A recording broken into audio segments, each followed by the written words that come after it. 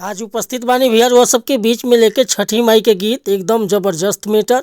और दिल से बताओ तनी भैया कि एकर नया म्यूजिक बनवा के आ बढ़िया ढंग से गायकी कर देतानी तो गाना 100% वायरल होखी भैया। बहुत बढ़िया मीटर बा।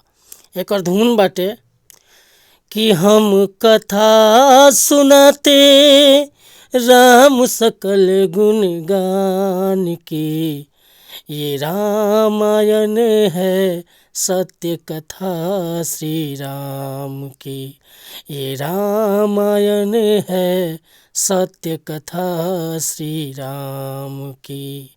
यह लय बा।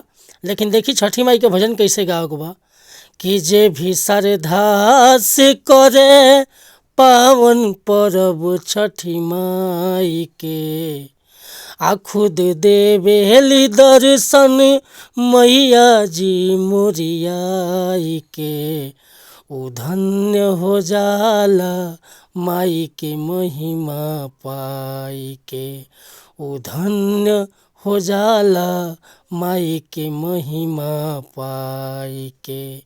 हो जे भी श्रद्धा से करे पावन पर्व छठी माई के, खुद देवेली दर्शन मैया जी मोरियाई के, उ धन्य हो जाला माई के महिमा पाई के, उ धन्य हो जाला माई के महिमा पाई के।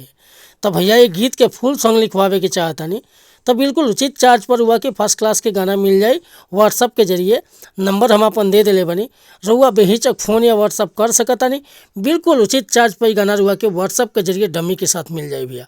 तो चैनल पर नया होखम तो चैनल के सब्सक्राइब कर लें ताकि हर रोज़ रुआ के नया नया मैटर सुने के देखे के और गावे के मिलत रहे भैया। मिलत ने अगला वीडियो में। नमस्कार, प्रणाम।